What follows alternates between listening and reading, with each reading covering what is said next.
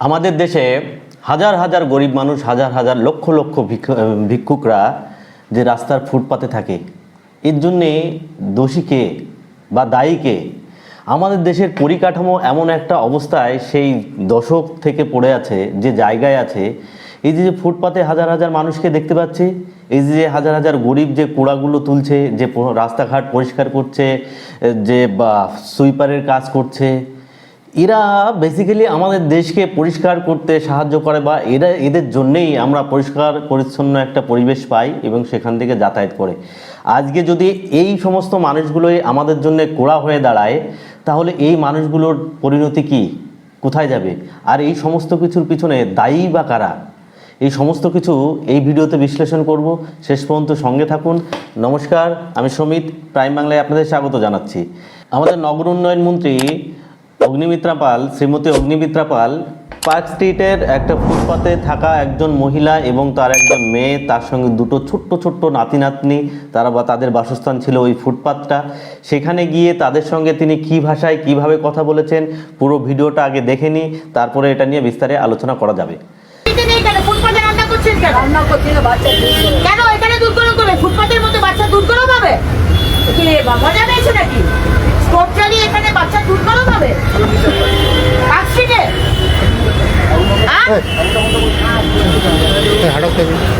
কোথায় থাকেন আপনারা?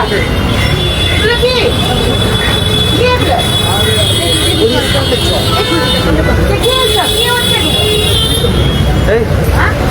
নতুন হয়েছে নাকি?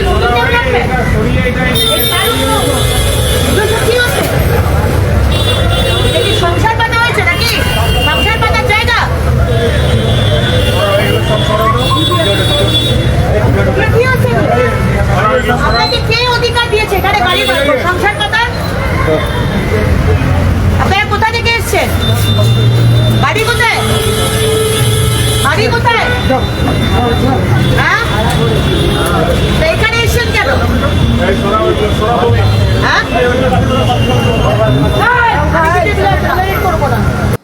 তাহলে দেখলেন, আমাদের জনতার প্রতিনিধি যারা, আমরা যাকে প্রতিনিধি করে সিস্টেমে পৌঁছে দিই, আমাদের বড় আশা থাকে যে তারা অ্যাটলিস্ট মানুষের জন্য কাজ করবে, আমাদের হয়ে কাজ করবে এবং আমাদের দুর্দিনের কথা ভাববে।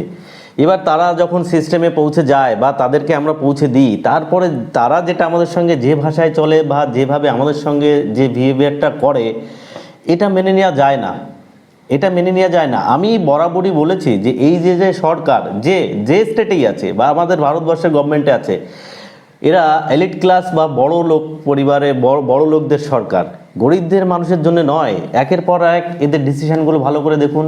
হকার উচ্ছেদ থেকে শুরু করে আমাদের বিভিন্ন ক্ষেত্রে যে স্কিমগুলো আজকে দিচ্ছে, সেটাও মনে হচ্ছে তাদের ভিক্ষার দান। এরা হয়তো ভুলে যাচ্ছে যে আমাদের ট্যাক্সের টাকাই তারা চলছে, আমাদের ট্যাক্সের টাকাই তাদের এত ঠাটবাট। আর আমরা খেটে খাচ্ছি সকাল থেকে রাত পর্যন্ত, আমরা যা কিছু করছি সমস্ত কিছুর পিছনেই সরকারকে যেভাবে ট্যাক্স দিচ্ছি এবং দিনকে দিন ট্যাক্স যেভাবে বেড়ে যাচ্ছে, মানুষের কর্মক্ষমতা বা কর্মসংস্থান কমে যাচ্ছে, যেভাবে মানুষের খরচা বেড়ে যাচ্ছে, তারপরেও মানুষ এই বিপুল ট্যাক্সের বোঝা বয়ে নিয়ে যেভাবে বেড়াচ্ছে, একটা পরিবার বয়ে নিয়ে বেড়াচ্ছে এক একটা মানুষ, তাদের কথা কি এরা ভাবে? এরা তো জনতার প্রতিনিধি। যখন কোনো মানুষের সঙ্গে কথা বলে, এই যে ফুটপাতে যে মহিলা, তার সঙ্গে যে ভাষায় অগ্নিমিত্রা পাল মহাশয়া কথা বললেন, একজন শোরুমের মালিক বা একজন বড় দোকানদারের মালিক, তার সঙ্গে সে যদি কোনো অন্যায় করে বা সামনে গিয়ে অনেক জিনিসপত্র ঝুলিয়ে রাখে ফুটপাতে, এরকম অনেক আছে কলকাতাতে, অনেক বড় বাজারে আপনাদেরকে হিউজ দেখাবো। এই যে দিনটাতে আমি আপনাদের সামনে কথা বলছি, বড় বাজারে গিয়ে এমন এমন জায়গা আছে, বড় বাজারের প্রত্যেকটা গলিতে দেখবেন বড় বড় প্রভাব প্রতিপত্তিরা বড় বড় বিজনেস করছে এবং তারা ম্যাক্সিমাম নন বেঙ্গলি, এই বাংলার মানুষ নয়, কিন্তু তারা বড় বড় বিজনেস করছে। তাদের দোকানের সামনে দুনিয়ার জ্যাম করে রেখেছে, দুনিয়ার মাল ম্যাটেরিয়াল সব কিছু আছে, বড় বাজারের থেকে শুরু করে শিয়ালদা যে কোনো জায়গায় যান। ইনি কি তাদের সঙ্গে সে ভাষায় কথা বলছেন? বা আমরা এখনো পর্যন্ত যে দেখেছি তাদের সঙ্গে সে ভাষায় কথা বলতে? কি করছিলেন এই মহিলা? তার দোষটা কি ছিল? তিনি ফুটপাতে বসে তার ছোট্ট দুটো নাতি নাতনি, তাদের জন্য দুধ গরম করছিলেন। এবং যতদূর আমি জানতে পেরেছি, এই মহিলার স্বামী তেনাকে ছেড়ে চলে গেছেন। তার দুটো মেয়ে, একটা ছেলে আগেই মারা গেছে। এই দুটো মেয়ের মধ্যে একটা মেয়ের বিবাহিত, এবং এই মেয়েটাও বিবাহিত ছিল, তার স্বামী তাকেও ছেড়ে চলে যায়।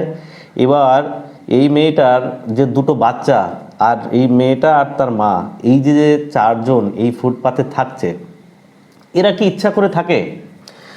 একটা কথার উত্তর আপনারাই দিয়ে যাবেন আমার কমেন্ট বক্সে, যে মানুষ ইচ্ছা করে গরিব থাকে? মানুষ ইচ্ছা করে ফুটপাতে থাকে? তাদের মাথায় না তো কোনো ছাদ আছে, না কিচ্ছু আছে। ঝড় জল বৃষ্টিতে তাদের সেই ফুটপাতটুকুই সম্বল। এটা মানি যে ফুটপাতে বাসস্থানের জায়গা নয়, ফুটপাত মানুষের চলার জায়গা, ঠিক আছে। কিন্তু আপনি যখন কাউকে উৎখাত করবেন, তার সঙ্গে সাডেনলি এইভাবে গিয়ে কথা বলবেন বা এইভাবে তাকে টেনে হিঁচড়ে বের করে দেওয়ার মতন মানসিকতা রাখবেন, এই মানুষগুলোর কী হবে একবার ভেবে দেখেছেন? এই মানুষগুলো কোথায় যাবে?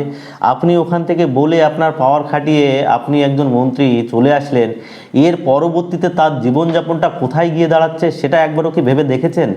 অগ্নিমিত্রা পাল মহাশয়কে আমার এই কোশ্চেনটা থাকবে, আপনারা যে জিনিসটা করছেন গরিবদের সঙ্গে, একবারও যে স্টেপটা আপনি নিচ্ছেন, তার পরবর্তীতে তাদের সঙ্গে তাদের জীবনটা কোথায় গিয়ে দাঁড়াচ্ছে কখনো খবর একবারও নিয়ে দেখেছেন? নিশ্চয়ই না। তাহলে তারা কি খাচ্ছে, তারা কোথায় থাকছে, তাদের দুবেলা দুমুঠো খেতে পাচ্ছে কিনা? আপনি এসি গাড়িতে বসে, আপনি এসি বিল্ডিংয়ে থেকে এসি অফিসে গিয়ে দুনিয়ার সিকিউরিটি নিয়ে আপনি চলছেন, আপনি জনতার প্রতিনিধি। কিন্তু এই জনতা কারা? কারা আপনাকে ভোট দিয়ে সেই জায়গায় পৌঁছেছে? শুধু কি এই এলিট ক্লাস পরিবার লোকগুলো, তারা কি আপনাকে ভোট দিয়ে সেখানে পাঠিয়েছে? এই সরকার তো বারবার একটাই কথা বলে, যারা আমাদেরকে ভোট দিয়েছে আমরা তাদের। একটা সরকার যখন গঠন হয়, মনে রাখবেন সেই সরকারটা সেই স্টেটের প্রত্যেকটা মানুষের সরকার হয়। এরা বেসিক্যালি সরকার চালাচ্ছে না, তাদের পার্টি চালাচ্ছে। আপনি যদি এই সব পাওয়ারফুল নেতাদের আমি বলছি, আপনি যদি মনে করেন যে আপনাদের এই পাওয়ারটা দীর্ঘস্থায়ী, এটা মমতা ব্যানার্জিও অনেক মনে করে গেছেন। তার আজকে কি হাল? তিনি কোথায় আজকে? আজকে মানে একটা ঘটনার এপিট ওপিট। একদিন মমতা ব্যানার্জি যে জায়গায় দাঁড়িয়েছিলেন, যে জায়গায় যেটাই করছিলেন, আপনারা সেই জায়গায় আছেন। মমতা ব্যানার্জি আজকে যে জায়গায় পৌঁছেছেন, আপনারাও ঠিক একদিন সেই জায়গায় পৌঁছাবেন। মানুষ আজকে ডিম ছোড়াছুড়ি দেখছে, সমস্ত কিছুই দেখছে। আপনারা ক্ষমতায় থাকা অবস্থায় এই ডিম আপনাদের উপরে ছুটছে, সে সমস্ত কিছু আজ এই ভিডিওতে বাদ দিলাম। আজকে মন অনেক ভারী, তার একটাই কারণ যে এই সমস্ত গরিব মানুষ, এই সমস্ত মানুষের যে পরিস্থিতি দিনকে দিন হচ্ছে, এই হকার উচ্ছেদ থেকে শুরু করে, গরিবদের উচ্ছেদ থেকে শুরু করে, কই এত বড় বড় প্রভাব প্রতিপত্তি জায়গায় বড় বড় বিজনেসম্যানদের তো এসব কিছু করতে পারছে না। তারা হাজার হাজার কোটি টাকা ট্যাক্স ফাঁকি দিতে পারে, তারা লাখ লাখ টাকা সরকারকে ফাঁকি দিয়ে চলে যেতে পারে, তারা সরকারের থেকে টাকা নিয়ে লাখ লাখ কোটি কোটি টাকা নিয়ে বিদেশে গিয়ে স্বাচ্ছন্দ্যে জীবনযাপন করতে পারে। একটা ফুটপাতের একটা দুস্থ পরিবার, তার সম্বল ওইটুকুই। কি কাজ করতেন এই মহিলা? আপনারা কি জানেন? তিনি কাজ করতেন এই রাস্তাঘাট পরিষ্কার করা কাজ করতেন। সেই রাস্তাঘাট পরিষ্কার করার পরে যে জিনিসগুলো পেতেন সেগুলো কাবাডিতে বিক্রি করে ছোট্ট দুটো বাচ্চা নিয়ে দিন যাপন করছেন। দুধের হাঁড়ি, যেখানে দুধ গরম হচ্ছে, তিনি তো একজন নিজেও মহিলা, তারও তো বাচ্চা আছে। ছোট্ট দুটো বাচ্চা একটা ফুটপাতে পড়ে আছে, তাদের দুধের হাঁড়িতে দুধ জ্বলছে, তারপরে তাদের খাওয়া হবে। সেই অবস্থায় গিয়ে যে ভাষায় তো আপনি যাদের সঙ্গে কথা বললেন, যে ভাষায় আপনি তাদেরকে উৎখাত করলেন, এটা সমীহীন, এটাই মানবিকতা? এর জন্যই আপনি জনতার প্রতিনিধি? এই জবাব অগ্নিমিত্রা পাল মহাশয়কে দিতে হবে। আপনি মন্ত্রী হয়েছেন খুব ভালো কথা, জনতার প্রতিনিধি হয়েছেন ভালো কথা, কিন্তু জনতার জন্যে যতক্ষণ ভাবছেন ততক্ষণই আপনি জনপ্রিয়, না হলে আপনি জনপ্রিয় নন। আপনি আপনার জায়গায় সবই ঠিক আছে, কিন্তু মানুষের কথা একবারও ভাববেন না। এই মানুষগুলো কি দোষ করেছে? ফুটপাত সবার দরকার আছে, সব কিছুই ঠিক আছে, মেনে নিলাম। তাদের শেল্টার হোমের দরকার ছিল না, তাদের হোমে পাঠানোর ব্যবস্থা করার দরকার ছিল না। তার একটা প্রসিডিওর তো থাকে, তার একটা নীতি আছে, একটা মানবিক দিক আছে। আপনি সাডেনলি কাউকে গিয়ে এভাবে তুলে ফেলে দিলেন, আর তার জীবনযাপন কোথায় গিয়ে দাঁড়ালো সেটা একবারও ভাববেন না কেন? এদেরকে কি হোমে পাঠানোর ব্যবস্থা করা যেত না? এত বড় রাজ্য, এত মানুষ সেখানে, এত পরিকাঠামো, এত কিছু সেখানে, এই মানুষগুলোর পুনর্বাসন করা যায় না? এই মানুষের জন্য কোনো ব্যবস্থা করা যায় না? এরাও তো আমাদের দেশবাসী, এরাও তো আমাদের দেশের। আমি উন্নত দেশগুলোতেও দেখেছি, যেখানেও ফুটপাতে গরিব ভিক্ষুক সবাই থাকে, সব রকম দেশে আছে। কোথায় বলবেন?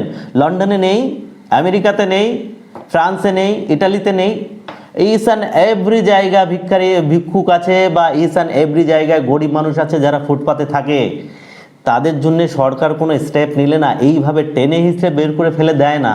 এখানেই এই যে উন্নত দেশগুলোর আমাদের দেশের পার্থক্য।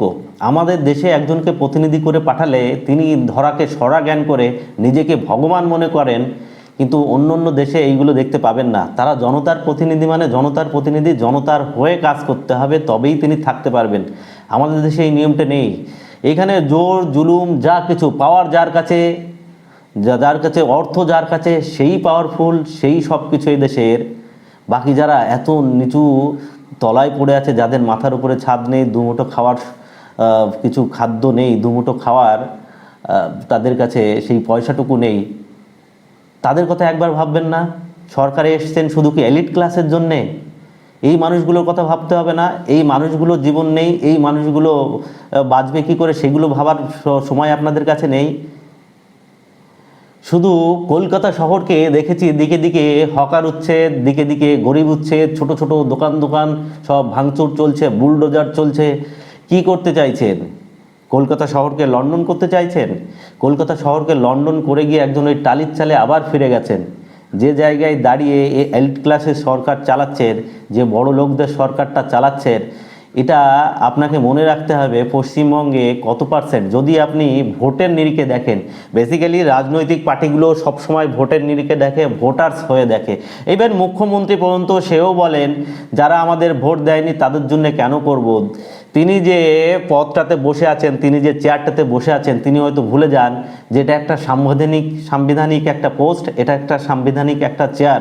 সেই চেয়ারে আপনি যখন থেকে বসেছেন সেই সেকেন্ড থেকেই আপনার উপর পুরো পশ্চিমবঙ্গবাসীর দায়িত্ব আপনার উপর। তারা আপনাকে প্রতিনিধি করে পাঠিয়েছেন। কে ভোট দিয়েছে, কে ভোট দেয়নি, যারা আপনাকে ভোট দিয়েছে তারাই আপনার প্রজা, বা তারাই আপনার পশ্চিমবঙ্গবাসী। যারা আপনাকে ভোট দেয়নি তাদের সরকার না আপনি? তাহলে আপনাকে একটা জিনিস বলতেই হয় যে আপনি বেসিক্যালি আপনার পার্টি চালাচ্ছেন, কোনো সরকার চালাচ্ছেন না। আর একটা জিনিস মনে রাখবেন, যখন একটা পলিটিক্যাল পার্টি তার পার্টি চালায়, সরকার চালায় না, সরকারে যাওয়ার পরেও, তাহলে সেই পার্টিটা চলতে পারে হয়তো, কিন্তু সেই সরকারটা চলে না। সেই সরকারটা চালানোর জন্য সেই দক্ষতা, সেই সরকারটা চালানোর জন্য সেই মানবিকতা, সেই সরকারটা চালানোর জন্য আপনাদের ভাবমূর্তির অবশ্যই দরকার আছে।